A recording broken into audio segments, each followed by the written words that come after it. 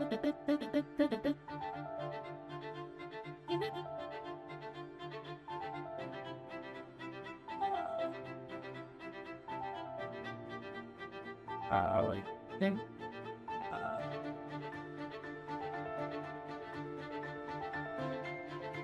The ability for the U.S. to deploy new energy generation capacity and upgrade its grid is in many ways the key to the race against China.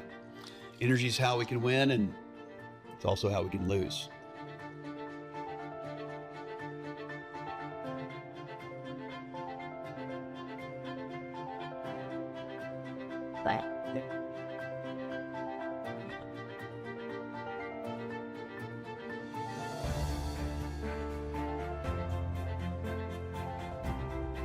To build out American AI infrastructure, Congress needs to work on comprehensive permitting reform to ensure that we don't lose this race because of a lack of energy production.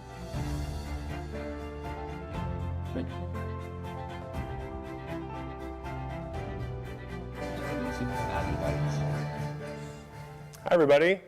My name is Dan Marica. I am the co-anchor of the Early Brief newsletter, the Washington Post flagship political newsletter.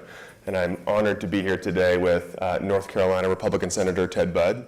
Welcome to the Washington Post. Thank you. Glad to It's an honor to have you here. Late night? It was. You're partying, Probably right? for all of you. Yeah. Did you hang out with the USA hockey team? I got to shake one hand One on hand, the way in. okay. That's great. And I've always wanted to ask this after the State of the Union, but there's so much standing up and sitting down. I do wonder, did you skip leg day earlier in the week? And are you sore currently? I didn't plan for that, so it was back-to-back leg days. So I'm a little sore. So you're going to take some time off. Okay, great. So this is part of a new series that we're doing about how America builds for the next 250 years. Obviously, we are celebrating the 250 years this year.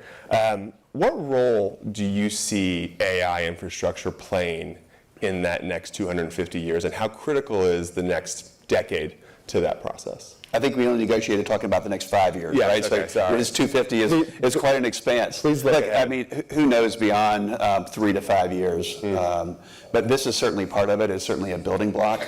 But where we go beyond that, I don't know. I mean, I think we're just getting started at the beginning of AI. So I'm encouraged what we see. I tend to be on the optimist end of the spectrum, but you have to have some cautions as well. I do not worry about being replaced by humanity. I believe we're going to be collaborating with AI, and let's remember that AI exists inside of human ingenuity and humans working together. But there has been a blowback and concerns from voters about how they personally feel about AI. You are obviously a lawmaker, but you're also a politician. You face voters every 6 years. What role do you play in assuaging those concerns from voters who are you're going to ask to vote for you? Well, part of it's education as well, because I think people they're down on what they're not up on, and if they think they're going to lose their job, if they think they're going to it's going to affect their kids, they become very protective and they become very worried. So I'm also, one of the other roles I have, I'm a small business owner. Yeah. And I remember looking at the monthly financial statements, sharing them with the team in the few minutes we get back home where I'm not visiting around the state. And you could see the look of panic on their eyes, and that they thought, well, is this the end of their job? Because now there's comments on the financial statements from one of the AI tools. And I was like, no, we're going to do more with this same team rather than the same work with less people. So I think we need to realize this is an opportunity, and more of an opportunity than a threat. So permitting reform, which was mentioned in the video, AI in general, is often seen as a bipartisan issue, something that Republicans and Democrats can work together on. You have worked with Democrats on this issue as well. There hasn't been a lot of progress in Congress, though. So I'm wondering, what do you attribute that to? Is it a lack of leadership? Is it differences in policy? Is it the political incentives aren't there? What's the reason that we haven't seen? I think our founding fathers are smiling from their graves right now, Okay. because it's meant to move slowly.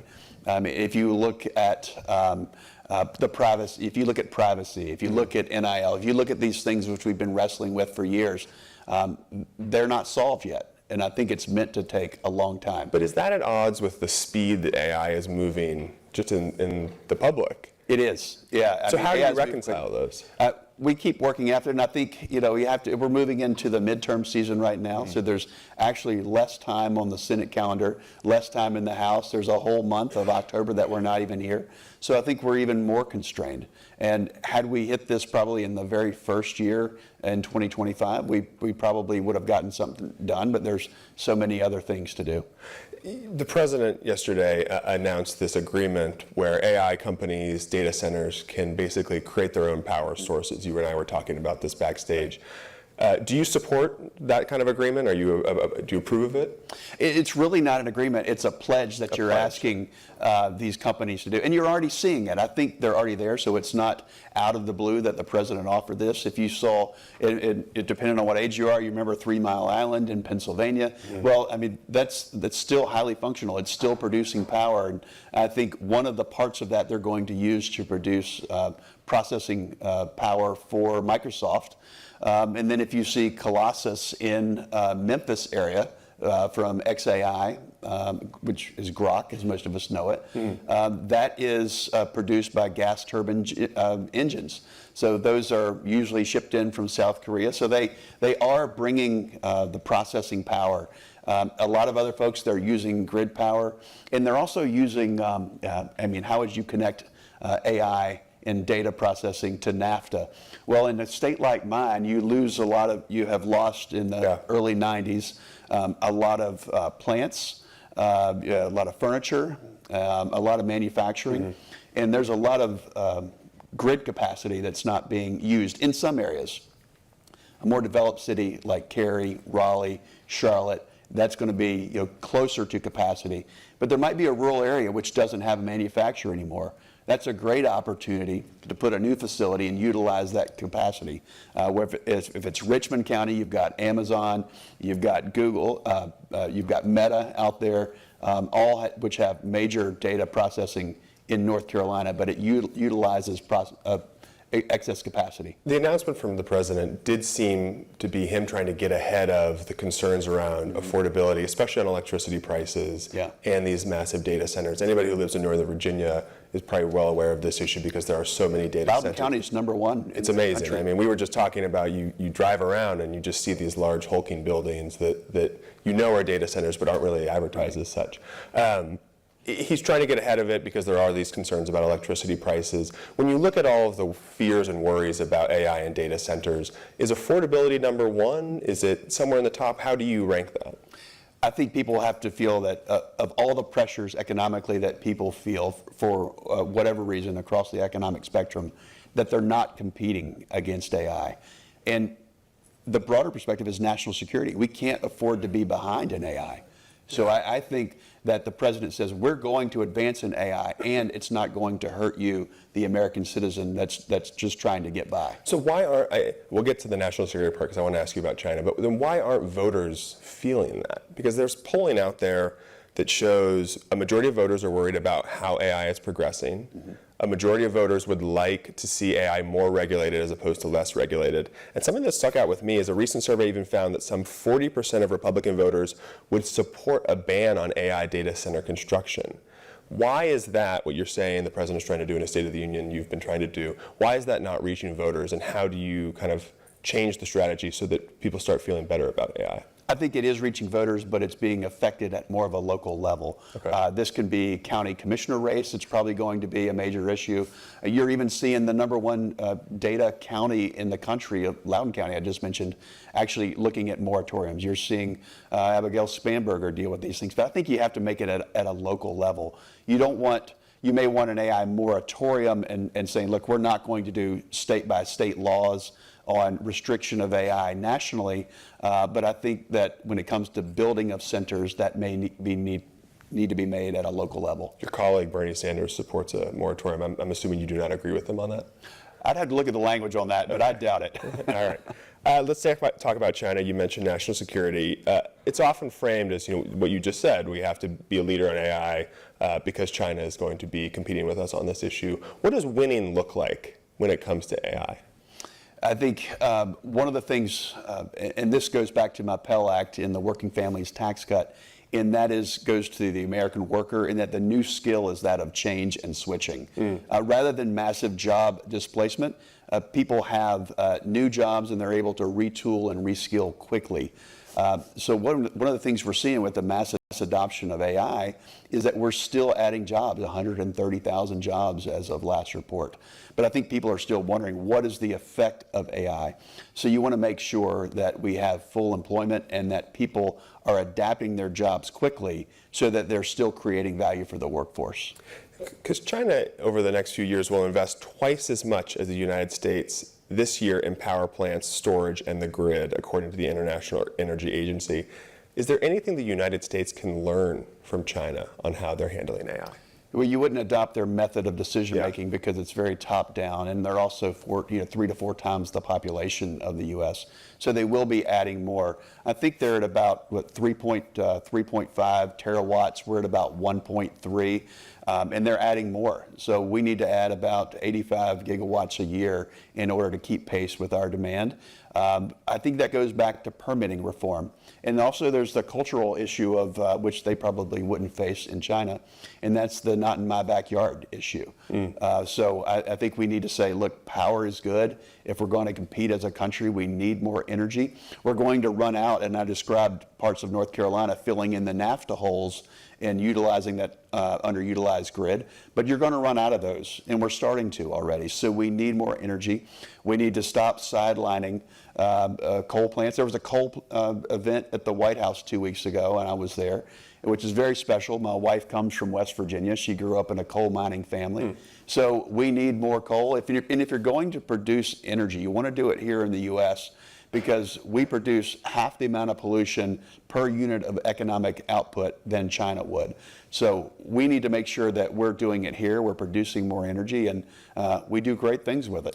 You mentioned the NIMBYism, not in my backyard. I've covered politics for 15 years, and I often think that the argument that is the most personal to somebody is often the argument that wins. We saw that in 2024. President Trump made a credible argument about affordability. Former President Joe Biden was not able to make that argument, and Kamala Harris lost the election.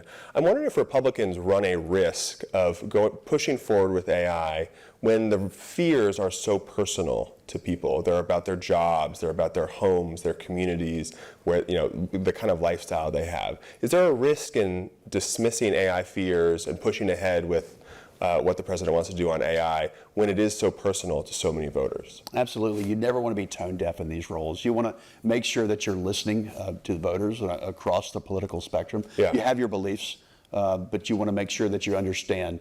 But I think this is not just the politician or elected leader's role. This is the job of these companies, to make sure they're communicating and advertising in such a way that shows how they're creating value. Like if I look at an in-law or a parent, an 85-year-old parent this year, and they're going to be getting recipes and benefits from AI. Yeah. They're going to be asking medical questions to AI. So they get benefit, but they got to realize that there are benefits coming from these data centers and from this new technology that's actually collaborating with them at whatever life and age and stage they are. Are those companies doing a good job, though? Are they doing a good job of advertising those benefits and outweighing the negatives?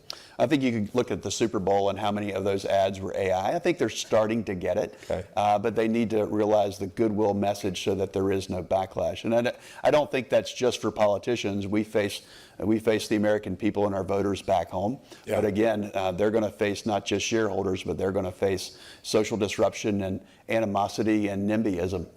In a previous role, I covered AI. I went to a senior center in Chicago and watched 80 and 90-year-olds learn how to use AI for 2 hours. It's a fascinating story. I really enjoyed it. The biggest question they had was my grandson, was my granddaughter cheating at school with AI? Had nothing to do with recipes or anything, but that was the biggest question they had. And then the instructor kind of walked them through. The real question is, are they really that smart, right? Really that smart. Are the grades actually what they say the grades are? I want to ask you about the midterms. You are not up for re-election. Like I said, we're always up in North Carolina. Yes, you're always up and you're always running. What role do you think AI will play in these midterm elections? It'd be interesting. I mean, one of the first questions is, what does it do with advertising? Yeah. And where is the line? I think you have to make sure, you want to be competitive and use the tools, but you never want to deceive with the tools. Yeah. You may want to make a point with the tools, but you don't want to try to trick people. And the other is, what are you going to do is it going to clean data? Is it going to allow you to be more effective with the dollars that you spend as far as reaching voters? And you want to address it as far as the future economy of North Carolina and our country. I think you have to do that. So it's going to be a topic unto itself, and it's going to be a tool that's used by campaigns. And the money that these companies are spending in these races, you ran a particularly expensive race a couple years ago. Is it beneficial to candidates? Is there a risk of taking AI money and then being tagged as the AI candidate at a time when there's a lot of skepticism? How do you view that? I think it has to be evaluated by the candidate and their team and to see how it plays in their particular race. It's going to vary race by race. When you're back home in North Carolina, what do constituents ask you about AI? Is it about data centers? Is it about their jobs? What are you hearing when you talk to people? Some of these very questions that you're asking right now, what does it mean for me? Yeah. I mean, if we're out knocking doors in North Carolina or visiting with voters, they may ask us about a local issue. They don't necessarily differentiate between a county issue, a state issue, or a federal issue. So you have to be able to either answer them about this, or you get them to the right resources that can. But they're going to be asking about it. I'm visiting a community south of Charlotte this weekend in a couple of counties, and every 2 years, every Congress, we visit all 100 counties. And so we're starting to get a feel for how it's playing. We see these data centers when we're driving on the interstates, but we're also listening to voters and what they're saying about this. Is the reaction different in communities that have data centers as compared to communities that don't have data centers? Yeah, it is. And people are, if they don't have data centers, again, they're not familiar with it. They realize, while these aren't job intensive as far as at the data center, yeah, they do require a lot of support jobs. They do provide for the local taxes. So in essence, the value of those buildings and the property taxes are supporting local schools, fire departments, law enforcement, first responders. So it's beneficial in that way. It supports a lot of technical jobs, HVAC, electricians, and plumbing. You have a Senate race coming up in your state. Candidates are going to go around the country, around the state, talking about AI. I'm wondering if you think that the kind of, because this is a bipartisan issue, because there's some agreement on AI, is there space for candidates to maybe break with their party on AI because of that agreement? Is this an interesting area where a Republican could maybe agree with a Democrat on AI at a local level? It's going to depend on the race, and it's really going to depend on the issue. I don't think it's fallen cleanly along partisan lines.